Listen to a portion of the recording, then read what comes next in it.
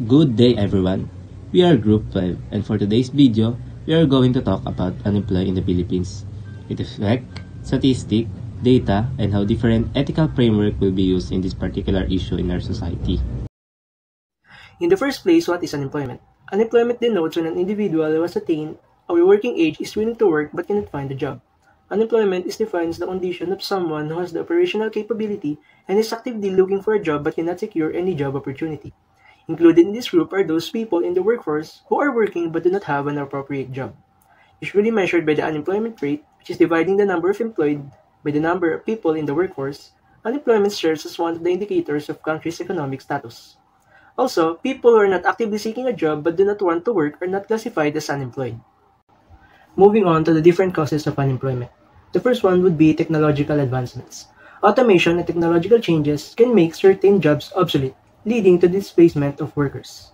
Second one would be the economic downturns. Recessions and low economic growth can lead to reduced demand for goods and services, resulting in layoffs. Third one would be the lack of skills or education. Workers may struggle to find jobs if they lack the necessary skills or education for available positions. Next would be the geographical immobility. Workers may be unable to move with areas with available jobs, especially if they have limited mobility or unwilling to relocate. And lastly would be the social issues. Unemployment can contribute to social problems that increases crime rates, homelessness, and strained family relationships. Moving on to the statistic part, according to the highlights of the February 2025 labor force survey by PSA in February 25, the country's employment rate was estimated at 96.2%, lower than the recorded employment rate in February 2024 at 96.5%. The employment rate in January 2025 was estimated at 95.7%. In terms of levels, the number of employed persons in February 2025 was recorded at 49.15 million. This was higher than the number of employed persons at 48.95 million in February 2024 and in January 2025 at 48.49 million. Aristotle, a proponent of virtuous ethics, would likely view unemployment as a complex issue with significant implication for both individual flourishing and the well-being of the polis or the city. So, based on his famous principle, which he calls eudaimonia, a state of flourishing where believe that our goal is to achieve ultimate happiness through virtuous activity. With this, he would likely view unemployment a significant obstacle to eudaimonia. So he believed that work, even if it's not always pleasurable, is essential for developing our skills. So exercising our virtues and contributing to the community without work, individuals are deprived of opportunities to actualize their potential and belief. So a sense of purpose which is heavily noted with our happiness. So for the next theory, we have the utilitarianism. So utilitarianism, with its focus on maximizing overall happiness, would probably approach the issue of unemployment by evaluating its impact on the greatest number of people. So unemployment person experiences a significant unhappiness due to financial insecurity, loss of purpose, and etc. However, the impact of unemployment extends beyond the individual. It can cause unhappiness for families, communities, and even the wider economy, reduce consumer spending, increase social welfare, and welfare costs. A utilitarian analysis would need to weigh these broader consequences. So additionally, from what I said is that with utilitarianism that consider the specific circumstances and potential consequence of different actions. So such as providing job training or direct financial aid, action is likely to produce the greatest overall happiness in that specific case. On the other hand, the theory of rule utilitarianism would focus on establishing general rules or policies that, when followed consistently, are like to maximize overall happiness. This might involve advocating for policies that promote economic growth through job creation, to reduce unemployment rates, and to summarize, a utilitarian approach to unemployment would involve a comprehensive cost-benefit analysis seeking to identify policies and actions that maximize overall happiness by maximizing the negative consequences of joblessness and promoting economic well-being for the greatest number of people. So, delving deeper into our discussion, we have the Kantian ethics. So, this is all about the Kantian ethics. So, with Kant's creation of categorical imperative, when he states that we as a human do things because we believe that is our duty regardless of its outcome. Unlike Aristotle, he would not focus on flourishing or the good life, but rather on duty, moral law, and the categorical imperative with his theory of universality, which demands that we act only according to maximism, that we could rationally become universal laws.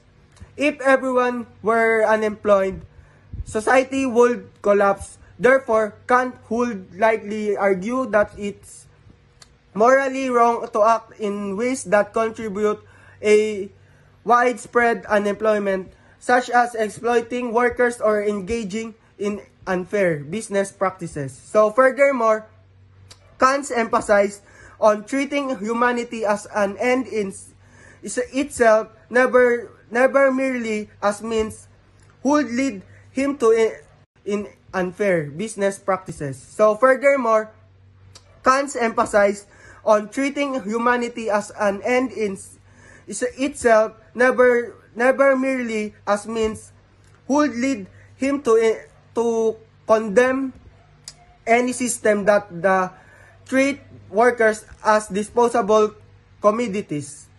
Unemployment resulting from exploitative labor practices, or closing the doors for whom we believe that lack the required skills, would be seen as a severe moral violation. So, and lastly is, in the context of his theory, kingdom of ends, unemployment would represent a failure to create a just and equitable system where everyone has the opportunity to contribute and participate. Solving problems like unemployment is very important, especially if we don't depend on government too much. Even though politics can be complicated, that's why we use the right theory. Focus on the idea of social contract. The social contract means people give up some space to live in a safe and organized society. In return, the government must protect their rights, including the right to work and earn a living when people can find a job because of unfair rules. This breaks the agreement between the people and the government. This theory shows that the government has a big role in making sure things are fair. It should give everyone a fair chance, good education, job training, and make sure workplaces are safe and pay fairly. The government should help fix the cause of unemployment and make sure people can live without dignity. Let's also consider the divine perspective, because what is anything without God? Thomas Aquinas, a great thinker in a church, would look at an unemployment using both reason and faith. Like Aristotle, he believed people are meant to grow, develop their skill, and live with purpose. He called this true happiness beatitudo. Work helps us to do that, so being unemployed holds people back from reaching their God-given potential. Aquinas also cared deeply about the common good, that well-being of everyone in society. Unemployment harms this by causing poverty, unrest, and less contribution to the community. Finally, while Aquinas would see suffering as a part of God's biggest plan, he would say we should just accept and do nothing. Instead, he would call us to both reason and faith to help those in need and work for solutions. Now that we're talking about God, let's explore a theory that contrasts with the theory of Aquinas, the divine command theory. The theory asserts that an act is morally obligatory if and only if God commands it, which undeniably have a unique perspective on unemployment.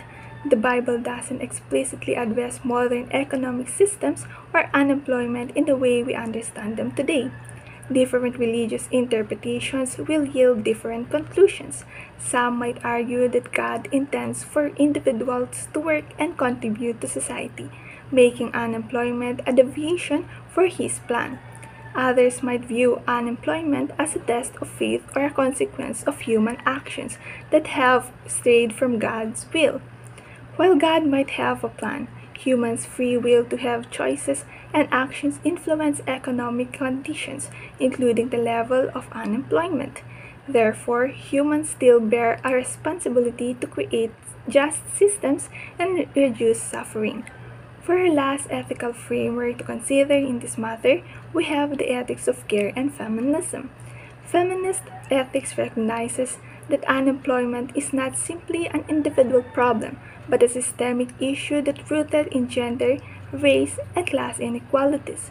It critiques economic systems that disproportionately disadvantage women and marginalized groups, leading to higher rates of unemployment and underemployment. While as for the ethics of care, it would encourage policymakers to focus on the specific needs and vulnerabilities of the unemployed, including their mental and physical health, financial security, and social isolation. By emphasizing relationships, care, and the need for systemic change, they challenge traditional approaches that often neglect the experience of women and marginalized groups through promoting economic justice and recognizing the value of work. In conclusion, we as a group view that the best solution for this societal issue is to consider the common good that benefits a greater number of individuals. Government should initiate and invest in job trainings for fresh college graduates and for those deprived of working opportunities, for them to prepare their ability once they enter the working industry. By doing so, the outcome would not only be limited into personal gain, but for our country as a whole. It would boost our economy given that we have a larger workforce, reduce poverty, and most of all, it will increase our global competitiveness when it comes to marketing. After all, we're an ally of each other that works together to build an ideal future for ourselves and for our country.